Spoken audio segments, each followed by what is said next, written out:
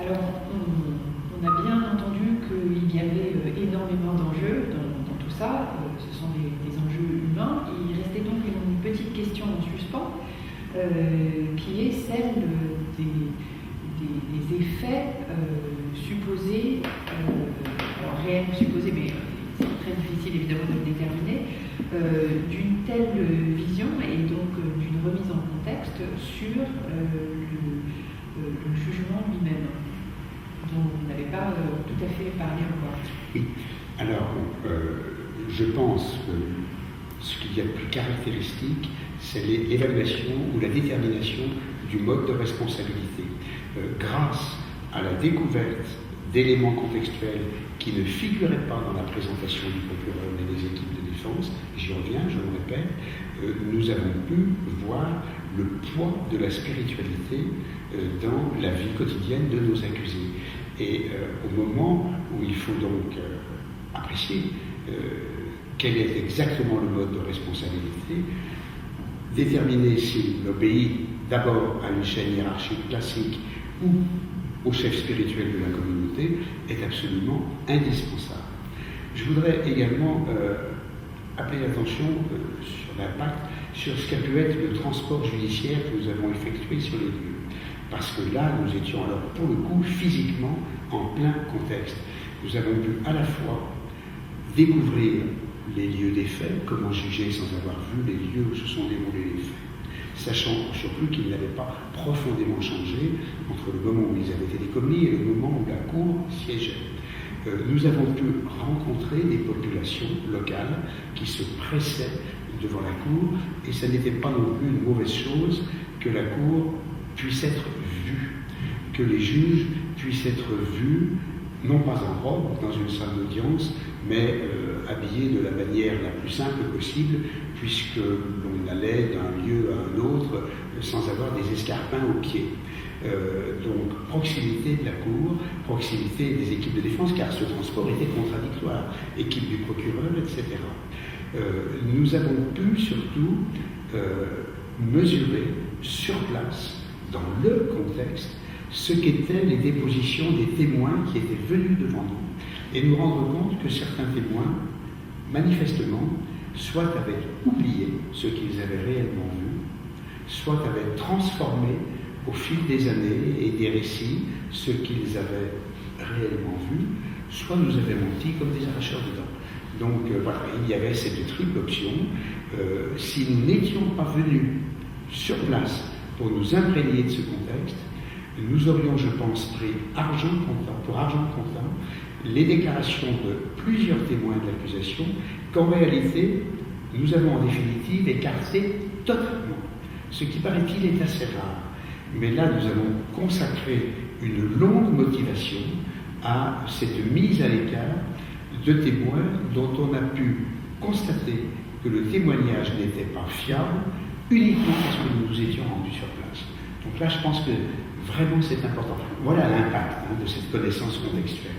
Alors c'est très intéressant et je voudrais peut-être un tout petit peu approfondir cette question dont vous aviez parlé aussi tout au début, de celle de la prédominance des preuves testimoniales dans un contexte précisément où il y a très très peu d'écrits qui peut-être change beaucoup la donne par rapport aux affaires auxquelles on est habitué normalement comme juge de civil et law. Oui, alors je pourrais compléter un peu, effectivement, donc beaucoup de témoins qui viennent de très loin, qui font 7000 km à peu près, qui lorsqu'ils arrivent à La Haye, soit décideront de déposer devant la cour dans leur costume habituel, je pense notamment aux femmes, qui pour un certain nombre déposaient dans leur costume, dans de très beaux costumes d'ailleurs locaux, soit souhaitent être habillés à l'européenne. Donc le greffe de la Cour prend tout cela en charge. Un témoignage ne dure pas, sauf exception, une journée. Un témoin peut parfois rester 15 jours ou 3 semaines devant la Cour. Les témoins sont donc pris en charge par le greffe de la Cour, sont logés à La Haye.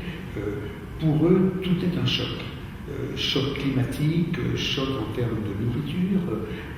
Il y a des témoins qui n'ont pas pu revenir déposer parce qu'ils n'étaient pas bien, la nourriture ne leur convenait pas. Ce sont des choses un peu triviales, mais qui montre simplement que rien n'est simple et que si parfois les débats sont longs, c'est qu'il y a des raisons pour cela. Et des témoins qu'il faut en même temps familiariser, non pas pour leur rappeler ce qu'ils ont à dire, mais familiariser avant qu'ils ne déposent avec les lieux, avec la salle d'audience, pour qu'on leur explique comment les choses vont se passer. Pour être maintenant plus précis, il est vrai que la connaissance affinée du contexte aurait permis de faire gagner à la Cour énormément de temps, et je prends un exemple précis. Les dates de naissance sont dans une région comme l'Iturie, qui est celle qui était concernée par notre affaire, quelque chose d'éminemment variable. Et avec une parfaite bonne foi, on se rend compte qu'un témoin utilisera telle date de naissance pour une inscription scolaire, telle date de naissance pour obtenir une carte électorale, telle date de naissance pour toute autre formalité administrative, conscription, etc. Des discussions sans fin ont eu lieu parce que les déclarations de certains témoins du procureur étaient contestées par la défense, qui laissait entendre que ces témoins racontaient n'importe quoi, puisqu'il y avait précisément, il aurait été absolument indispensable que, préalablement, le procureur creuse cette question et dise d'emblée à l'ouverture des débats, voilà, n'attachez pas une importance excessive à des dates de naissance qui peuvent être variables selon le document d'état civil concerné, car dans cette région, voilà comment les choses se passent. Les avocats, je pense, en auraient tiré beaucoup moins de possibilités d'effet d'audience, et en termes de rapidité des débats, nous aurions gagné beaucoup de temps. Voilà, un exemple peut-être qui répond, je ne sais s'il répond parfaitement à la question. Très bien.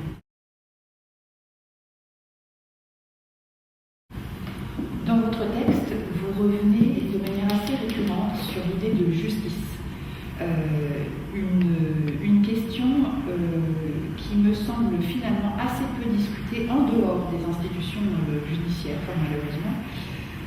Vous dites dans votre texte « Comment écouter, tenter de comprendre, ne pas se laisser gagner par la pitié, apte à tout entendre et à faire éventuellement preuve de compréhension, voire de compassion, mais qui demeure juge, c'est-à-dire un technicien du droit, impartial et porteur d'équilibre. » Vous incluez donc, vous semblez inclure dans votre travail la compréhension, mais excluez la pitié, mais pas la compassion. Alors, comment est-ce que ces considérations agissent sur cette notion de technicien du droit impartial et porteur d'équilibre? Et je relis cette question à ce que vous dites également dans le texte, à savoir que juger est un acte personnel, ce qui est une affirmation très importante et dont je crois tous les juges ne se revendiquent pas. Alors, bon, j'ai peut-être tricoté tous ces mots, pitié, compassion, compréhension, de manière maladroite. En réalité, la Cour est compétente pour connaître le fait de génocide, de crimes contre l'humanité et de crimes de guerre. L'affaire dont j'avais à connaître n'était pas en soi une affaire d'une exceptionnelle gravité, même si pour les victimes concernées, elle était évidemment extrêmement grave. Mais l'on est par moments en salle d'audience, envahi par ce que les témoins viennent vous exposer. Quand vous avez devant vous, mais on trouve ça d'ailleurs dans toutes les justices nationales, on sait bien qu'à l'heure actuelle, 80% ou 75% des affaires dont connaissent les cours d'assises sont des affaires de viol ou d'agression sexuelle criminelle, enfin de nature criminelle, mais on est quand même par moments confondu devant tout ce qui a pu se passer, devant tout ce qu'ont dû subir certains des témoins qui s'expriment. Plusieurs femmes citées par le procureur sont donc venues d'Afrique pour exposer avec énormément de difficultés des faits dont elles avaient été victimes plusieurs années auparavant. Il leur fallait donc faire remonter tout cela dans leur mémoire, il leur fallait l'exposer, il leur fallait, ce qui était très difficile, je pense, pour elles, qui n'ont pas le même langage que les juges, répondre à des questions du président de la Chambre que l'on pourrait considérer comme scabreuses, mais qui seules permettaient de déterminer s'il s'agissait bien d'une infraction de viol ou non.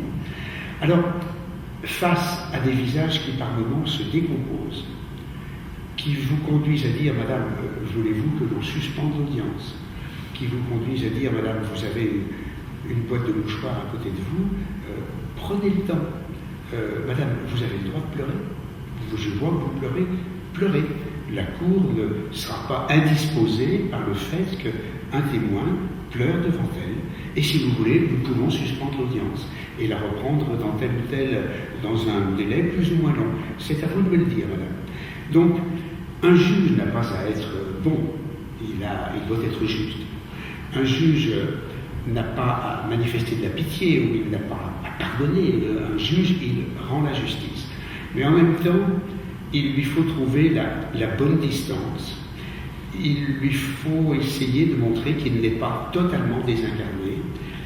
Il a le droit, je pense, d'être ému et non pas de manifester son émotion en commençant à sangloter à côté du témoin, mais voilà, en prenant la distance, la bonne distance. Je veux dire, je pense que tout juge dans une enceinte nationale ou dans une enceinte internationale est censé traduire et manifester ce type de comportement, mais devant la Cour pénale internationale et compte tenu de la nature des faits qu'elle doit connaître, c'est peut-être un peu démultiplié.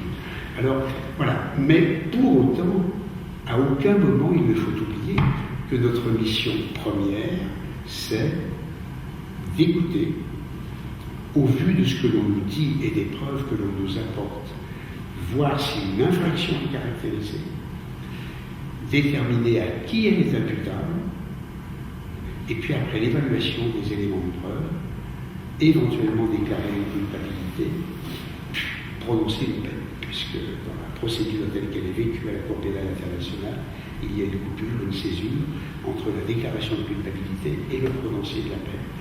Alors, voilà ce que je voulais dire, qu'il fallait tenter de juger aussi humainement que possible. C'est une règle qui s'impose à tout juge. Je pense que là, il y a peut-être un effort de compréhension, oui, supplémentaire à accomplir, qu'il peut y avoir place pour une certaine compassion dans l'attitude, ce qui ne veut pas dire que la compassion se traduira dans la concrétisation juridique et judiciaire. Et quand je dis faire preuve également un peu d'humanité, ce n'est pas uniquement à l'égard des témoins ou des victimes qui viennent déposer, c'est également créer une certaine atmosphère d'audience. Cela me paraît important parce que pour le juge français que j'étais, là encore, tout est nouveau. La procédure anglo-saxonne, avec interrogatoire principaux, contre-interrogatoire, témoins du procureur, témoins des équipes de défense, témoins des représentants légaux des victimes, puisque les victimes ont leur place devant la Cour pénale internationale, contrairement à ce qui se passe devant les juridictions anglo-saxonnes, contrairement à ce qui se passait au tribunal pour les Yougoslavie ou au tribunal pour le Rwanda. Tout cela fait que nous sommes appelés à vivre ensemble pendant 1 an, 18 mois, 2 ans, ce qui peut paraître très long, mais rappelons qu'il n'y a pas eu d'instruction préparatoire. Et il faut éviter que l'atmosphère de l'audience soit une atmosphère électrique d'emblée. Le président doit jouer pleinement son rôle, doit faire preuve de l'autorité qui convient, doit savoir rappeler à l'ordre telle ou telle partie. Et nous sommes aidés en cela par l'interprétation, qui impose de parler lentement, ce qui est contraire à toute alchimie d'audience. Quand un procureur s'indigne parce que vient de dire une équipe de défense ou vice-versa, il n'a pas le droit, et en général pourtant il le fait, de se lancer dans une réplique rapide, non, car immédiatement les interprètes vont dire nous n'y convenons pas. Et là, nous avions, interprétation française, ou bien en français, mais nous avions au surplus des témoins et des accusés qui ne comprenaient que le lingala ou le swahili, ce qui fait que ces 2 langues locales étaient d'abord traduites en français, puis du français vers l'anglais. Et ce double ricochet imprimait au débat une assez grande lenteur. Donc, le président d'audience était aidé par cette interprétation, mais je pense qu'il était nécessaire de faire en sorte que l'audience se déroule dans une bonne atmosphère. attention, il ne s'agit pas de créer une atmosphère de patronage, copain-copain, mais certaine bienveillance, un peu d'humour, parfois des remises en place de certains, mais d'une manière qui détende l'atmosphère plutôt que de la crisper. Là encore, j'improvisais, mais j'ai très vite compris que créer une atmosphère électrique d'emblée obérerait la qualité des débats pendant des mois. Et c'est vrai que nos débats ont duré 2 ans. Donc, un peu aussi d'humanité dans la conduite des débats, dans nos rapports professionnels. Alors, je le dis parce que, en arrivant à La Haye, on m'a très vite dit, vous êtes un juge français, attention, vous ne devez avoir aucun rapport avec le bureau du procureur en dehors de la salle d'audience. Aucun rapport avec les équipes de défense en dehors de la salle d'audience. Si vous prenez un ascenseur avec des représentants de l'équipe du procureur qui est dans votre affaire, et s'il y a un tiers, veillez à ne pas lui adresser la parole. Cela pourrait être mal compris, cela pourrait peut-être, très hypothétiquement, aboutir à des demandes de récusation prudence. Et en même temps, à l'audience, là, nous étions tous ensemble, donc tout pouvait se permettre, tout était autorisé. Et j'ai été très surpris parce que quand nous avons fait le transport judiciaire, alors là, pour le coup, nous avions, indépendamment des actes procéduraux de la journée, nous avions une résidence commune extrêmement modeste et rudimentaire. Nous avions des repas en commun que j'ai trouvé infiniment précieux, car ce transport a eu lieu avant que les équipes de défense ne déposent leur dernière production écrite et avant qu'elles ne fassent leur dernière prestation réquisitoire et plaidoirie, dirions-nous chez nous. Et là, j'ai constaté que, au bout de ces presque 2 ans, finalement, nous nous entendions bien. Alors attention, pas de connivence, pas de complicité, mais une atmosphère qui permette, là encore une fois de plus, à la justice de se rendre dans des conditions de compréhension, d'écoute réciproque, d'attention finalement aux uns et aux autres. Oui, ce que je comprends bien, c'est que vous dites juger est un acte personnel, c'est finalement tout le processus qui aboutit au jugement, auquel vous imprimez un certain mouvement. Je relis ça à des présidences actives dont vous avez parlé tout à l'heure. C'est dans le cadre de cette présidence active dont vous mettez en quelque sorte votre personne pour imprimer au mouvement général qui aboutit à un certain... Et puis on peut, je pense, aussi le développer sous un autre angle. J'indiquais tout à l'heure qu'à la Cour, les juges bénéficient du concours d'assistants, qui sont des juristes, hommes ou femmes, beaucoup de femmes, 35, 40 ans, bardés de diplômes, fort compétentes, qui pour beaucoup d'entre eux ou d'entre elles ont déjà exercé au tribunal pour la Yougoslavie, au tribunal pour le Rwanda, aux chambres mixtes du Cambodge, au tribunal de Sierra Leone, qui parfois en savent infiniment plus que le juge qu'elles vont devoir assister. Nous bénéficions du concours également de stagiaires qui se renouvellent tous les 6 mois et qui viennent de tous les pays du monde. J'ai simplement assez rapidement compris que si les assistants avaient une place fondamentale, et je ne bénirai jamais assez le ciel d'avoir pu bénéficier du concours d'une assistante qui m'a, je le pense, pendant les premiers mois, infiniment appris et permis justement de me mettre en piste. Il faut veiller à ce que ces assistants occupent leur place, mais rien que leur place, et pas toute la place.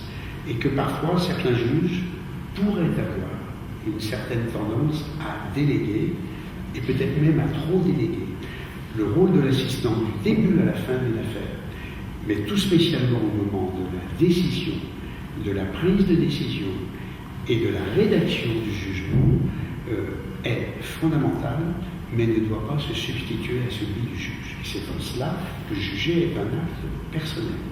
Lors de séances de délibéré auxquelles certaines chambres ouvrent à leurs assistants, il faut quand même se rappeler que c'est le juge qui prend la décision. Donc c'est un autre aspect de l'acte personnel, mais je pense qu'il faut quand même les mettre côte à côte.